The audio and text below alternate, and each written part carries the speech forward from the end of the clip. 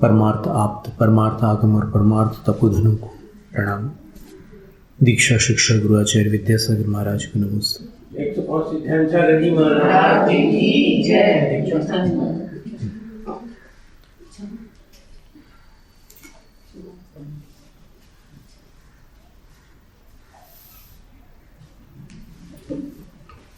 तृतीय से संवर हेतु धर्म से वेद प्रतिपत्तिर्मा।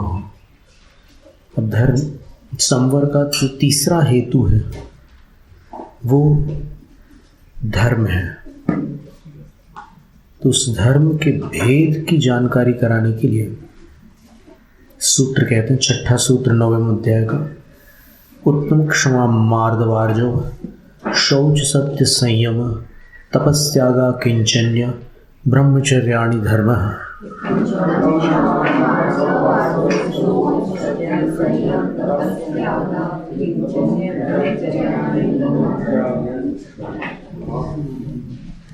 किमर्थम इदम उच्यते, यह सूत्र क्यों कहा जा रहा है?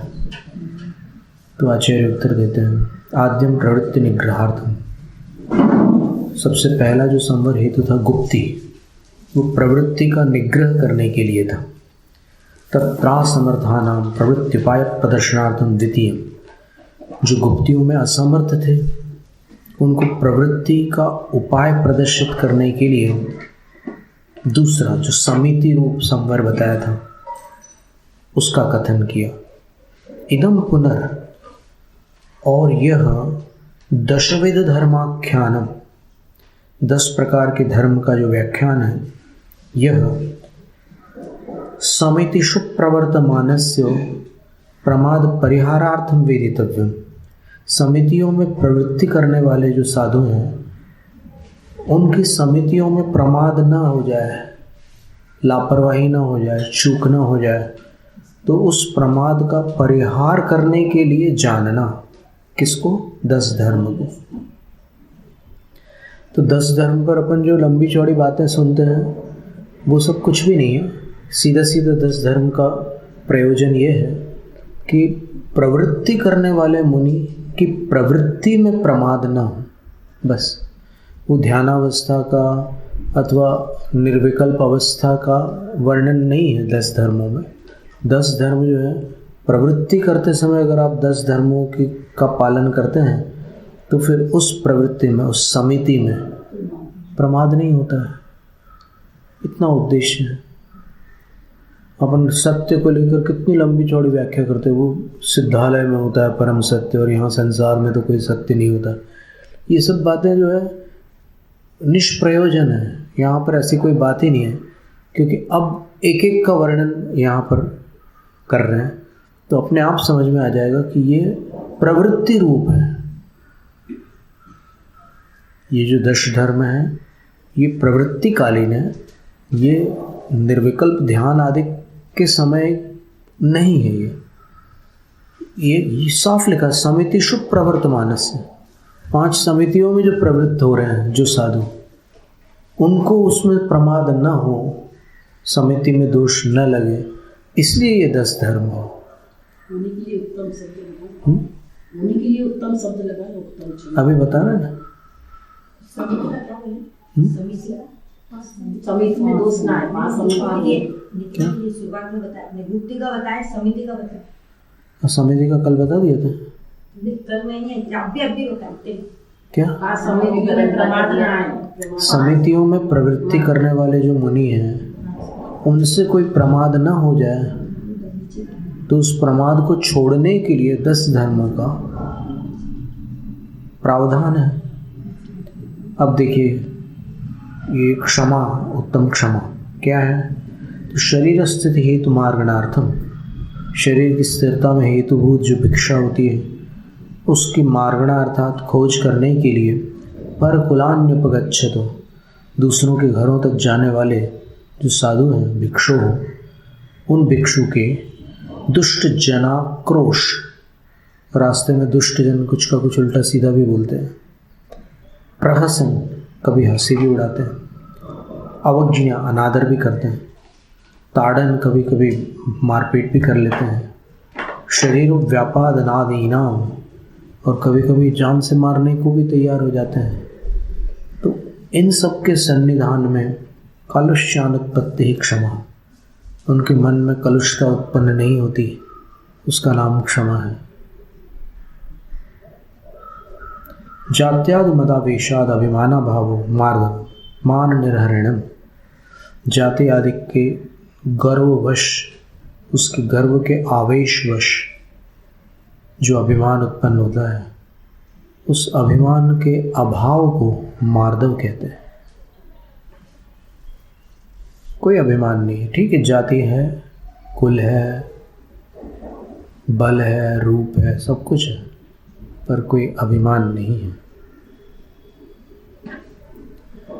योगस्या वक्रता आर्जवम, आर्जव का अर्थ होता है मन वचन काया की सरलता, और शौच का अर्थ बताते हैं प्रकर्ष प्राप्त लोभान निवृत्ति शौचम।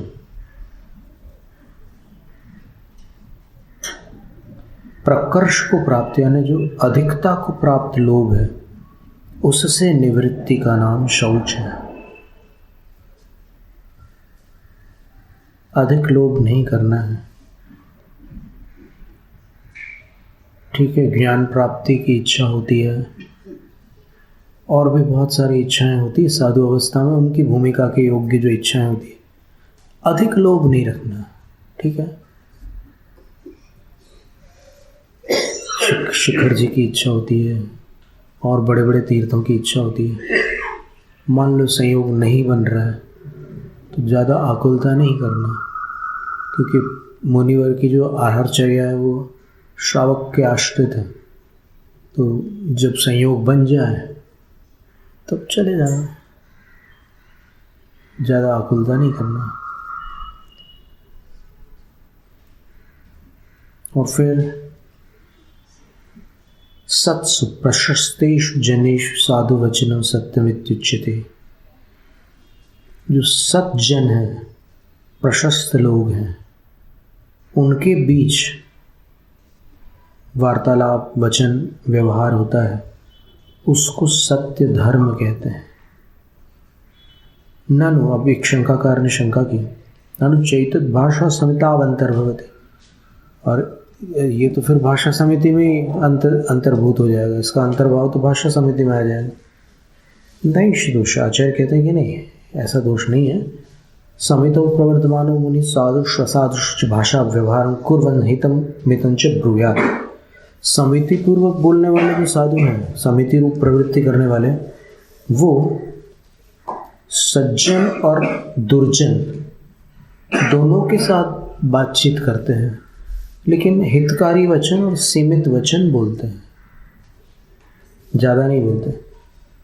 अन्यथा ज़्यादा बोलने से क्या होता है, रागाद अनर्थ दंड दोष, राग के कारण अनर्थ दंड का दोष लगता है, स्यातिथि वाक समिति इत्यर्थ है। तो ये भाषा समिति हो गई। यह होना, ये सत्य धर्म में क्या फ़र्क है, भाषा समिति से क्या अंतर है इसमें? तो बोलते हैं कि इसमें संत प्रव्रजतास्तद भक्तावा, यहाँ सत्य में सत्य जो शब्द है वो सज्जन लोग हैं अथवा दीक्षित लोग हैं, उनमें उनके भक्त भी आ जाते हैं, दीक्षा लेने वाले और दीक्षा लेने वालों के भक्त। एतेषु, इनके प्रति साधु सत्यम ज्ञान चारित्र लक्षणादिषु बहुवपि कर्तव्यमित्यनुज्ञायते।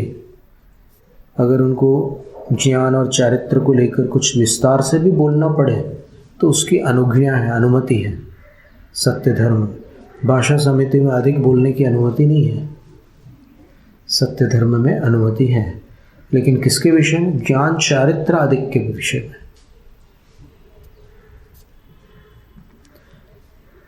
धर्मोपबृंहणार्थम, क्योंकि धर्म की वृद्धि करना उसका उद्देश्य होता है, इसलिए विस्तार से भी बोल सकते हैं।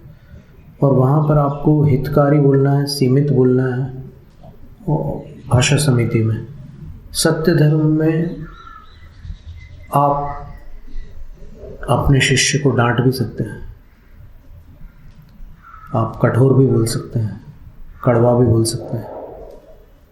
धर्मोपबृंहणार्थम, क्योंकि उसके धर्म की वृद्धि आपका उद्देश्य है। वो सीधे तरीके से नहीं समझ रहा है तो फिर ऐसी भाषा में समझाना पड़ता है। तो समितिषु वर्तमानस्य, समितियों में जो प्रवृत्त है ऐसे साधु का प्राणेन्द्रिय परिहार संयम, 12 प्रकार से संयत होना संयम धर्म है। 12 प्रकार से कौन से? तो 6 प्रकार के जीव होते हैं, 5 सावर और 1 तरस। तो उनकी विराधना से आपको सावधान रहना है, बच के रहना है। फिर दूसरा कह रहे हैं इंद्रिय, 5 इंद्रिय और 1 मन, इनके वश में नहीं होना है, तब इसका नाम संयम है। कर्म क्षयार्थम तप्यते इति तपः, कर्म क्षय करने के लिए जिसे तपा जाता है उसे तप कहते हैं। तद उत्तरत्र वक्ष्यमाण 12 विकल्पम अवसेयम्, वो आगे कहे जाने वाले 12 भेद रूप जानना। संयतस्य योग्यम ज्ञानादिदानम त्यागः, संयमी के योग्य जो ज्ञान आदि का दान है वह त्याग धर्म है। यानी संयमी अपनी भूमिका में क्या नोट वगैरह तो देंगे नहीं किसी को, तो वो ज्ञान आदि प्रदान करते हैं। साधु जो है वो ज्ञान आदि प्रदान करते हैं, तो वो उनका दान होता है, और दान जो है त्याग का एक पर्याय है।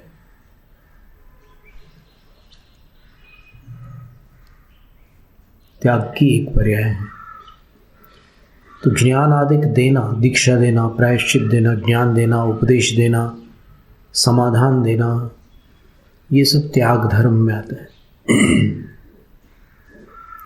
उपात्तेष्वपि शरीरादिषु संस्कारापोहाय ममेदमित्य विसंधि निवृत्तिराकिंचन्यम, जो गर्भ से ही अपने साथ स्वीकृत है ऐसे शरीर आदि के प्रति सजावट का भाव न आए,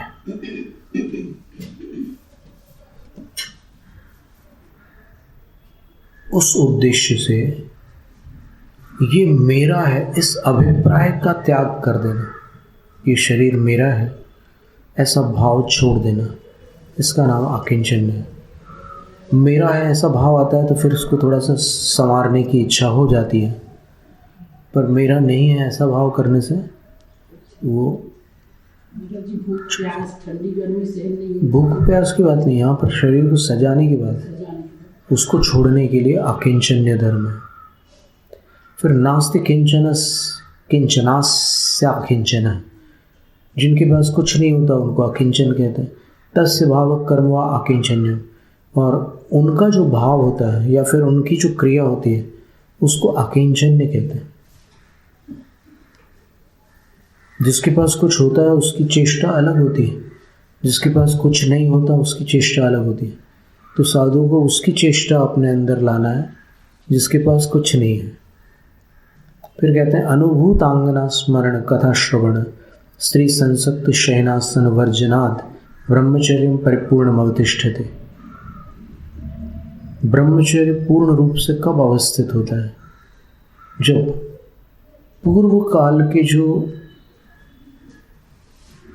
सांसारिक सुख हैं उनका स्मरण करने का अगर त्याग कर दिया जाए, उनकी चर्चा का त्याग कर दिया जाए, और उनके बारे में अगर कहीं कोई चर्चा निकली है तो अपने को सुनना भी नहीं है उसको। फिर जहाँ पर स्त्री संसक्त शयनासन, यानी जहाँ पर कोई स्त्रियाँ संसक्त होकर यानी रागपूर्ण प्रवृत्ति के साथ शयन करती हूँ अथवा आसन यानी उस पर बैठती हूँ, जैसे पार्क में किसी बेंच पर उस प्रकार के दृश्य देखने को मिल जाते हैं, तो ऐसे आसन और ऐसे शयन के स्थानों का त्याग करना जहाँ पर उस प्रकार की प्रवृत्ति लोग करते हैं, ये ध्यान में रखने की बात है।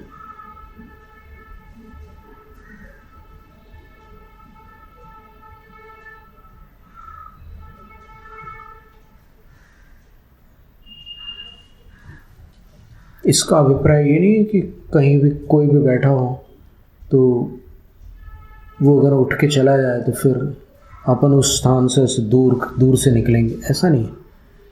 वहाँ रागपूर्ण प्रवृत्ति अगर की हो तो फिर उसके संस्कार रहते हैं उस क्षेत्र में, वो दूषित होता है वो क्षेत्र। तो उससे बचना है ब्रह्मचर्य के लिए।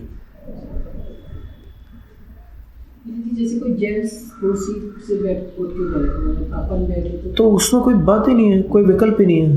वो वहाँ कहाँ, वो मान लो वो भक्ता और पाठ करके चले गए, वो तो उसमें कोई दोष की बात नहीं है, वो उठ के चले गए। और जैसे मान लो कोई ऐसी स्थिति बन गया है कि मान लो बारिश का पानी यहाँ आने लग जाए, तो फिर आप हमें वहाँ बैठा दो, तो फिर वहाँ पर अब कोई देखने वाला बोले कि इसमें तो ऐसा लिखा था, और फिर वहाँ पर वो कोई माता बहनें बैठी हो, वो हट जाएंगी, जगह दे देंगी, और हम वहाँ बैठ करके उपदेश करने लग जाएंगे।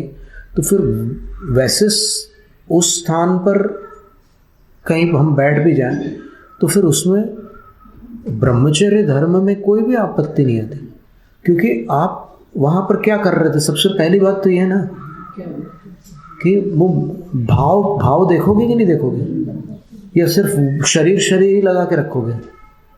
शरीर से थोड़ी काम होता है, भाव होने से शरीर पाप में सहायक होता है। अगर भाव ना हो तो शरीर से पाप नहीं हो सकता अकेले। तो यहां पर साफ लिखा हुआ है कि स्त्री संसक्त का अर्थ क्या है, ये सोचो ना। संसक्त का अर्थ होता है कि जिसके प्रति वो आसक्त है, रागासक्त है, उसके साथ बैठ करके या फिर उसके साथ उसने जो भी कुछ किया वहां पर, तो उस स्थान से बच के रहना है, तब ब्रह्मचर्य है। और उसके अलावा और ब्रह्मचर्य में और भी कुछ बातें कह रहे हैं। स्वतंत्र वृत्ति निवृत्त्यर्थो वा गुरुकुलावासो ब्रह्मचर्यम। और जो अपनी वृत्ति को कंट्रोल नहीं कर सकता, अपने मन वचन काया आँखों को, जिनके अंदर चंचलता आ जाती है, तो फिर उनको गुरुओं के सानिध्य में रहना पड़ता है। क्यों? क्योंकि स्वातंत्र वृत्ति निवृत्ति अर्थ हो। क्योंकि अगर गुरु के सानिध्य में नहीं रहते तो फिर वो उनकी प्रवृत्ति फिर विचलित हो जाती है, वो फिर अनुचित प्रवृत्ति करने लग जाता है। तो यहाँ पर कहते हैं कि फिर सानिध्य में रहो, ऐसे अकेले मत घूमो।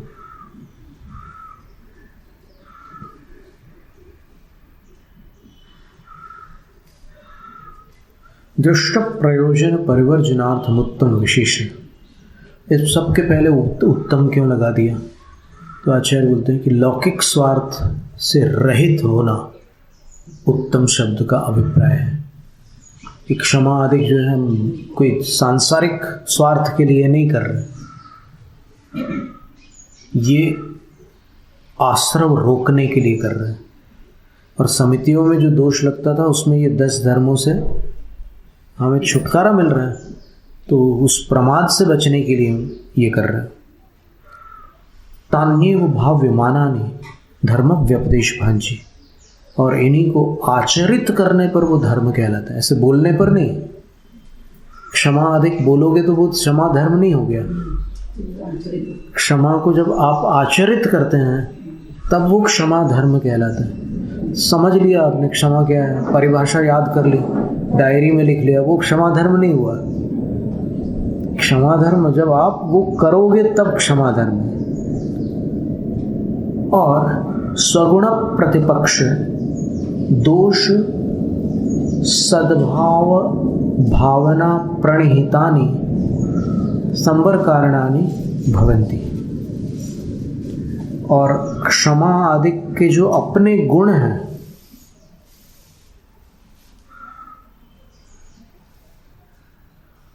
उनकी जब अपन भावना करते हैं, और क्षमा से विरुद्ध जो क्रोध आदि हैं उनके दोषों के बारे में जब अपन बार बार विचार करते हैं, तो फिर अपने आचरण में वो क्षमा अधिक आ जाता है और वो संवर के कारण बन जाते हैं। क्योंकि उल्टा चलने पर जो आश्रय होता है वो सीधा चलने पर रुक जाता है। ऐसा है। आहा, कोई कहता है क्रोधाद्यनुत्पत्ति ही क्षमादि विशेष प्रत्यनीक आलम्बनादि त्युक्तम। क्रोधादिक की उत्पत्ति का न होना वो क्षमा आदिक है। और क्षमा आदिक प्रत्यनीक आलंबन से हो सकता है। क्रोध उत्पन्न न हो उसका उपाय एकमात्र क्षमा ही है, क्योंकि क्रोध का विरोधी क्षमा है। तो एक के रहने पर दूसरा नहीं रहता, दूसरे के रहने पर पहला नहीं रहता। तो फिर ऐसी स्थिति में क्रोधादिक की उत्पत्ति न हो उसके लिए आलंबन क्षमादिक का जरूरी है, क्योंकि क्षमादिक क्रोधादिक के विरोधी है। तो विरोधी का सहारा लेने से उत्तम क्षमादि दश धर्म का लाभ प्राप्त होता है। क्रोधादिक इनसे छुटकारा मिलता है। क्रोधादिक से छुटकारा कब मिलता है? जब इनके विपक्षी क्षमा आदिक 10 धर्मों का अपन आलंबन लेते हैं तब। ये इसका वाक्य है। तत्र कस्मात् क्षमादीन अयम अवलंबते नान्यथा प्रवर्तते इत्युच्यते। बोले कि इतनी विकट स्थितियों में क्षमा का आलंबन कैसे लिया जा सकता है?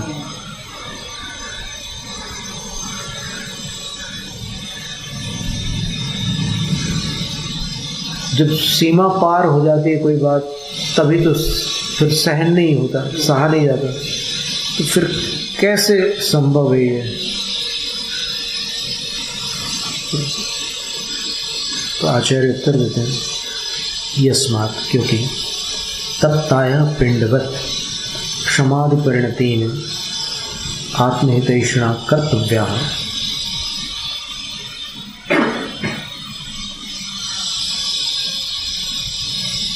तपे हुए लोहे के गोले के समान अगर परिस्थिति आ जाए तो फिर आप क्षमा करते जा रहे हो। आप अभी तक आपने सीमा तोड़ी नहीं है। वो कितना भी तपा रहा है आपको, आप तप रहे हो, लेकिन आप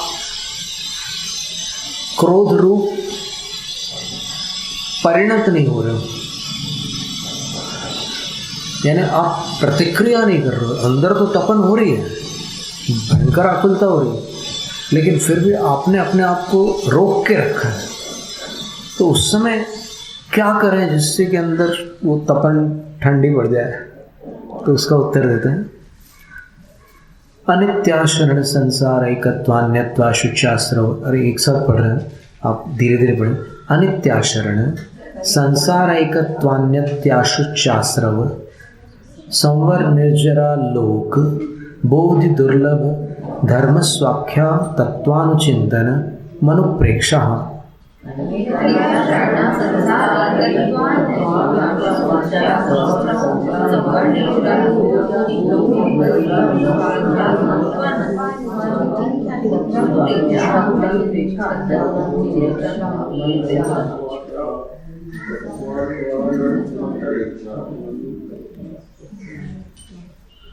ये 12 अनुप्रेक्षाएं बताई। धर्म शब्द तक के ये 12 अनुप्रेक्षाओं के नाम दिए हैं, और उसके बाद लिखा स्वाख्या।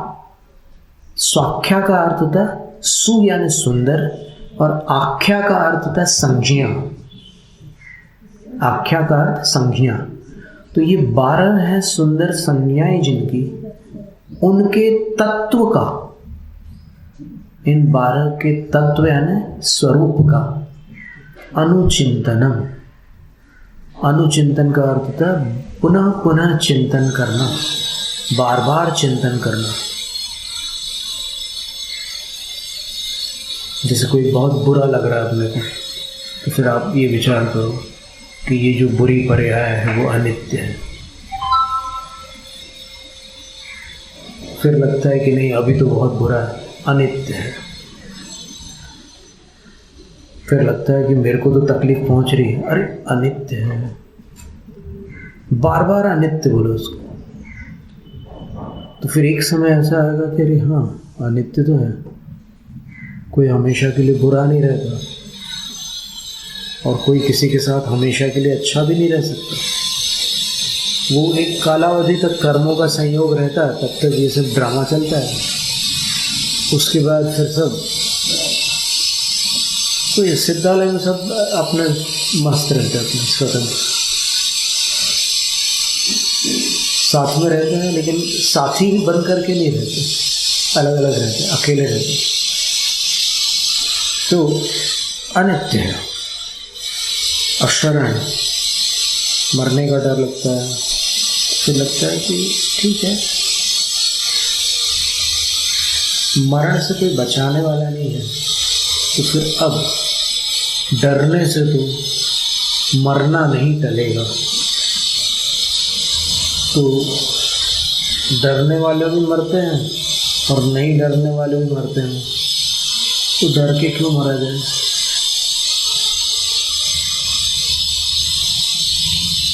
इस तरह 12 अनुप्रेक्षाओं का बारंबार चिंतन करना,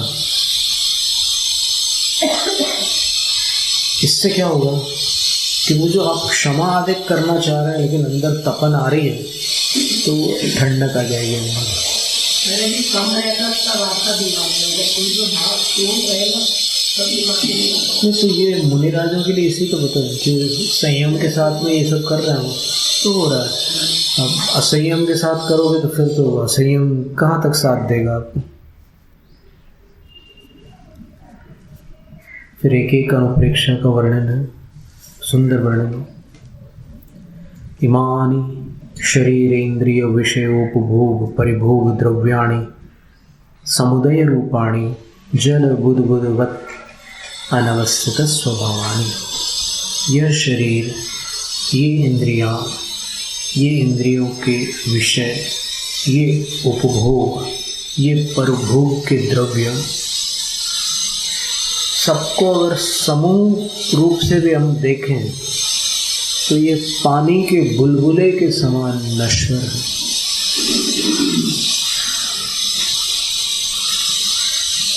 पंडित पन्नालाल साहित्याचार्य जी चांदनी में बैठ करके पढ़ाई कर लेते थे, इतनी तेज आंखें थी उनकी। और बाद में जब आयु ढलने लगी तब उनको बिना लाइट के पढ़ते नहीं मिलता था। दोपहर में, भरपूर दोपहरी में भी उनको वो लाइट लगाना पड़ता है पढ़ने के लिए, उसके बिना दिखते नहीं थे अक्षर। ये इंद्रियां, शरीर आदि सब पानी के बुलबुले के समान है। बुलबुला कब तक रह सकता है? एक नहीं, कुछ न कुछ अवधि के बाद उसको नष्ट होना पड़ता है। गर्भादिष्वस्था विशेषेषु सदोपलभ्यमान संयोग विपर्ययानि। गर्भाधिक अवस्था विशेषों में सदैव प्राप्त होने वाले जो संयोग हैं उनसे विपरीत स्वभाव वाले हैं। जहाँ जहाँ संयोग है वहाँ वहाँ वियोग भी है। संयोग कायम नहीं रहता, संयोग के साथ वियोग भी होता है।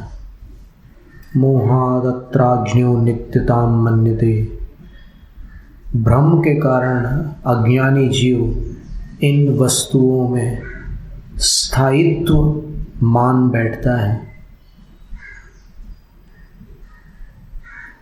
न किंचित संसारे समुदितं ध्रुवमस्ति आत्मनो ज्ञान दर्शनोपयोग स्वभावात् अन्यदिति। चिंतन मनित्यानुप्रेक्षा। अपने ज्ञान और दर्शन उपयोग स्वभाव से भिन्न।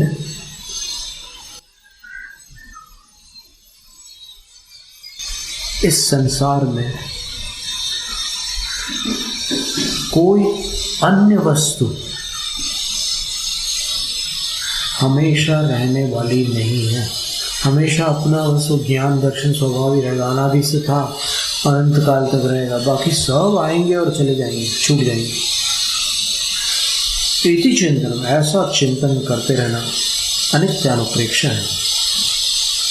एवं यस्य चिंतयते, ऐसा करने वालों को क्या होता है? तेषु अविश्वंगा भावात् भुक्तोज्जित गंध माल्यादिश्रिव वियोग काले तो विनिपात भोग पद्धति। बार बार अनित्यता का चिंतन करने से उन वस्तुओं के प्रति आसक्ति नहीं होती। ये समझ में आ जाता है कि हर चीज छूटने वाली है, कुछ भी हमेशा नहीं रह सकता। बार बार चिंतन करने से ये बात ख्याल में आने लगती है और तब वियोग काले भी, वियोग का समय आने पर भी भुक्तोचित गंध माल्यादिष्विव विनिपातो न उत्पद्यते।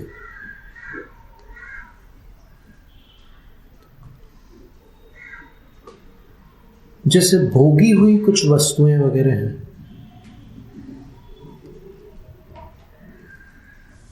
गंध माल्यादि उदाहरण दिए हैं यहाँ पर।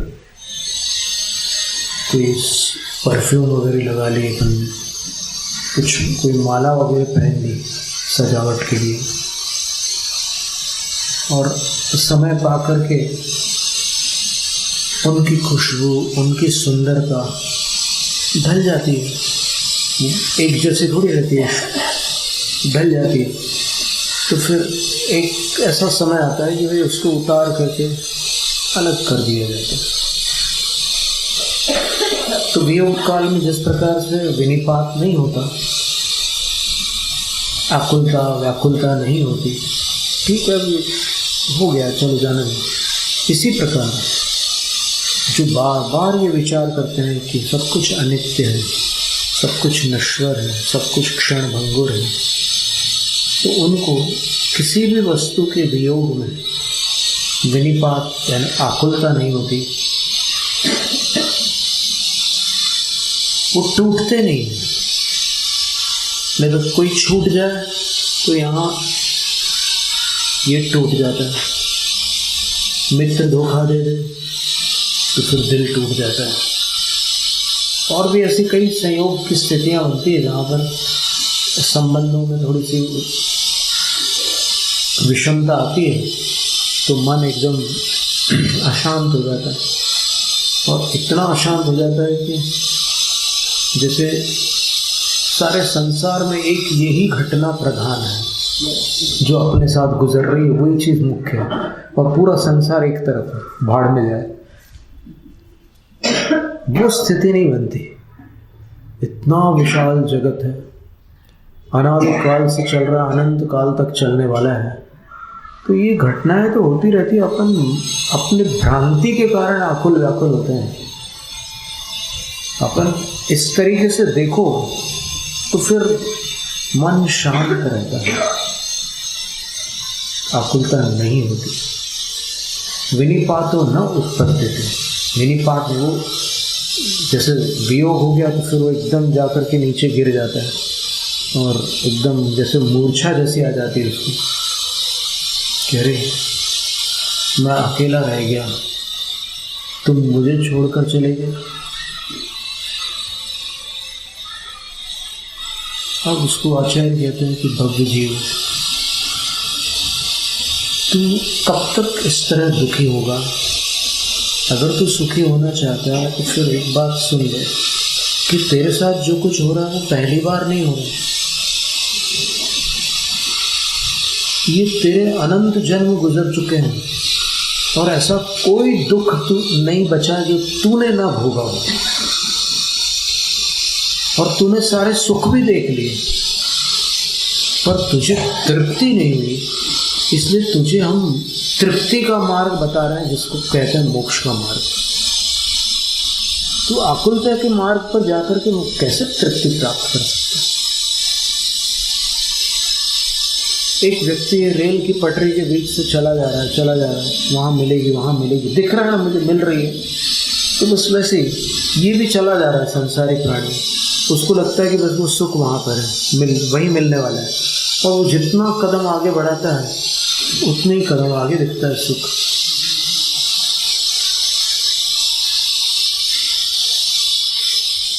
मोह रूप मृग तृष्णा जग में मिथ्या जल चमके, मृग चेतन नित भ्रम में उठ उड़। ये हिरण जो होता है ना, ऐसे उड़ी लगाता है, दौड़े थक थक के, थक जाता है वो। उसको पानी दिखता है गर्मियों में, सबको दिखता है। दूर आप देखो रोड में तो पानी दिखेगा आपको। जल नहीं पावे प्राण गमावे, भटक भटक मरता, वस्तु पराई माने अपनी भेद नहीं करता। यथा मृगशावस्य एकांते बलवता क्षुधितेना विशेषिणा व्याघ्रेणा विभूतस्य न किंचित शरणमस्ति। जैसे हिरण के बच्चे को एकांत में किसी बलवान भूखे मांसाहारी व्याघ्र द्वारा अभिभूत कर लिए जाने पर, यानी जब वो चपेट में आ जाता है हिरण का बच्चा व्याघ्र की चपेट में, तब न किंचित शरणमस्ति, उसको कोई बचा नहीं सकता। व्याघ्र की शक्ति सिंह से भी कभी कभी, कुछ मामलों में व्याघ्र सिंह से भी ऊपर होता है। बोलते हैं कि शेर अकेला घूमता है, वो व्याघ्र को अकेला घूमता है, ये सिंह अकेला नहीं घूमता। सिंह के पूरे झुंड के झुंड होते हैं।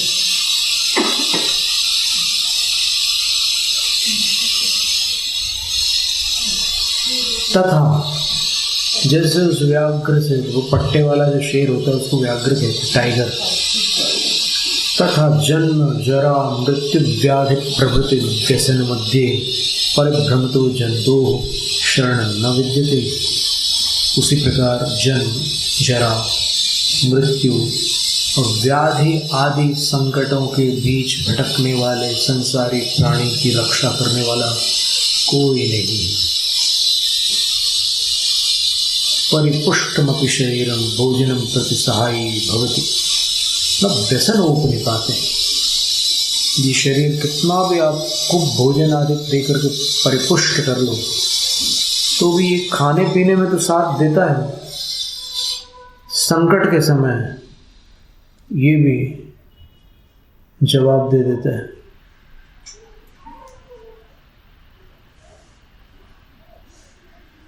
यत्नेन संचितोर्थोपि न भवान्तरमनुगच्छति। बड़ी मेहनत से, बड़ी सावधानी से इकट्ठा किया हुआ धन भी आगामी भव में साथ नहीं जाता। समविभक्त सुख दुखा सुहृदोपि। बचपन से जिन्होंने सारे सुख दुख बांटे थे, ऐसे अपने निकटतम मित्र भी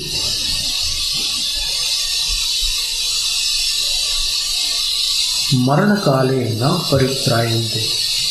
मरते समय बचा नहीं पाते, मृत्यु से नहीं बचा सकते। अस्ति चेत, कोई उपाय है क्या संकट से बाहर निकलने का? आचार्य कहते हैं कि यदि है तो वो क्या है? सुचरितो धर्मो व्यसन महार्णवे तरणोपायो भवति। संकट के महासागर में अगर कोई रक्षक है, कोई तारने वाला है, तो वो भली भांति अनुष्ठित धर्म है। जिस धर्म का आपने आचरण किया है वही धर्म आपको बड़े से बड़े संकट समुद्र से बचाने वाला है, अन्य कोई बचाने वाला नहीं है। मृत्युना नियमानस्य सहस्र नयनादयो बिना शरण। जब मृत्यु ले जाने लगती है तो उस जीव को इंद्र आदि भी बचा नहीं सकते। तस्मात् भवव्यसन संकटे धर्म एव शरणं सुहृदोर्धोप्यनपायि नान्यत् किंचित् शरणमेति भावना अशरणानु प्रेक्षा। इसलिए इस संसार के संकटों के समूह में धर्म ही रक्षक है, धर्म ही मित्र है, धर्म ही अविनाशी धन है। अन्य कोई बचाने वाला नहीं है। इस तरह भावना करना अशरणानुप्रेक्षा है। ऐसा करने से क्या होगा? तो आचार्य उत्तर देते हैं, एवं यस्याद्यवस्यतु नित्यमशरणोऽस्मीति वृषणोद्विग्नस्य सांसारिकेषु भावेषु ममत्व निरासो भवति। इस प्रकार बार बार अशरण अनुप्रेक्षा का विचार करने वाले जीव को मेरा कोई रक्षक नहीं है, इस तरह निरंतर उसके अंदर ये विचार जारी है, तो वो उद्विग्न रहता है, यानी किसी रक्षक के भरोसे नहीं बैठा रहता, कोई रक्षक है ही नहीं। तो ऐसी स्थिति में सांसारिक पदार्थों के प्रति अपनत्व का भाव छूट जाता है, कोई अपना नहीं। जब कोई अपने को बचा ही नहीं सकता तो फिर अपन अपना किसको बोले।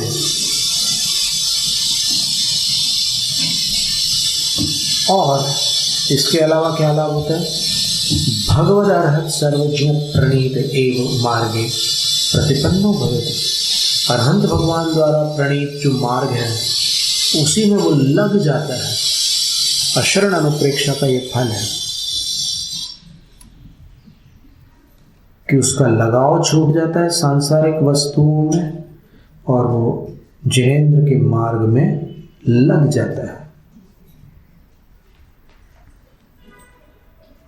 कर्म विपाक वशादात्मनो भवांतरा वाप्ति संसार।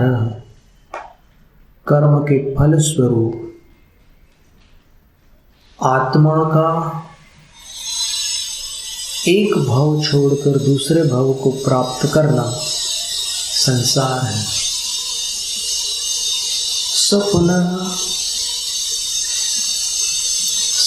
पुरस्तात् पंचविध परिवर्तन रूपेण व्याख्यात। पूर्व में इसका व्याख्यान पंच परिवर्तन के रूप में हो चुका है, पहले इसका व्याख्यान आ चुका है पंच परिवर्तन के रूप में। तस्मिन् अनेक योनि कुल कोटि बहुशत सहस्त्र संकटे संसारे परिभ्रमण जीवन। उस संसार में, जिस संसार में अनेक योनियां, 84 लाख योनियां, कुल कोटियां, अनेक प्रकार की कुल कोटियां हैं, लाखों करोड़ों हैं, तो उनसे व्याप्त संसार में भटकने वाला जीव कर्म यंत्रानुप्रेरित, कर्म रूपी यंत्र से बार बार प्रेरित होता हुआ, कर्म की चाबी जब खत्म होती फिर दूसरे कर्म फिर से चाबी भर जाती, तो फिर वो जो यंत्र से प्रेरित के समान वो पिता भूत्वा भ्राता भवति। एक भव में पिता बनता है, दूसरे भव में मर करके उसी का भाई बन जाता है। फिर पुत्र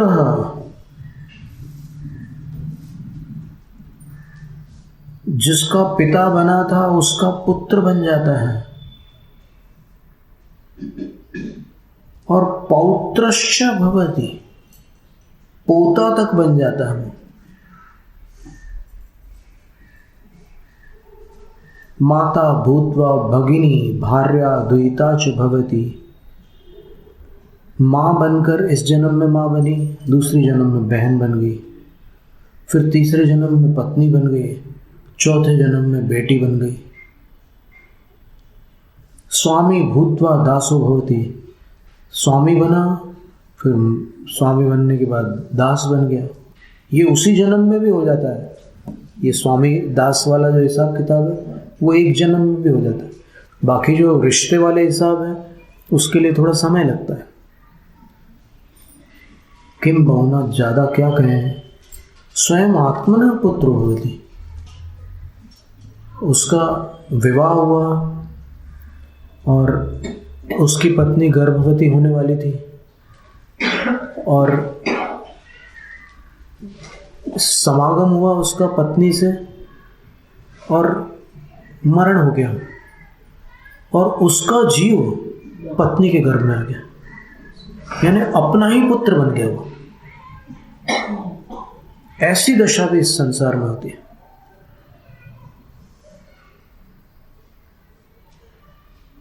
दासो भूतवा स्वामी भी, और नौकर स्वामी बन जाता है, स्वामी नौकर बन जाता है। नट एव रंगे, जैसे कोई एक्टर पर्दे पर कितने रोल करता रहता है, कभी ये बन जाता, कभी वो बन जाता, कुछ का कुछ बनता रहता है। वैसे ये जीव भी यहाँ पर संसार में क्या क्या नहीं बनता। इत्युमादि संसार स्वभाव चिंतनम संसार अनुप्रेक्ष इत्यादि प्रकार से संसार के स्वभाव का बारंबार चिंतन करना संसार अनुप्रेक्षा है। इससे क्या होता है? एवं यस्य भावयत, इस प्रकार इसकी भावना करने वाले के संसार दुख भयाद उद्विग्नस्य, संसार के दुख संबंधी जो भय है उससे वो उद्विग्न रहता है। ततो निर्वेदो भवति, उसको संसार के प्रति वैराग्य होता है, संसार का विचार। ये सुनते ही साथ कैसा लग रहा है अपने, तो बार बार इसका विचार करने से विरक्ति बनी रहती है, निर्विण्य। और जब वैराग्य होता है उसको, तब संसार प्रहाणाय प्रतीयते, तब फिर ऐसा प्रयत्न करता है वो कि संसार से मुक्त हो जाऊं, मुक्ति मिल जाए। तो मोक्ष का पुरुषार्थ करता है वो। संसार अनुप्रेक्षा का फल मोक्ष का पुरुषार्थ है। जैनम जयतु शासनम।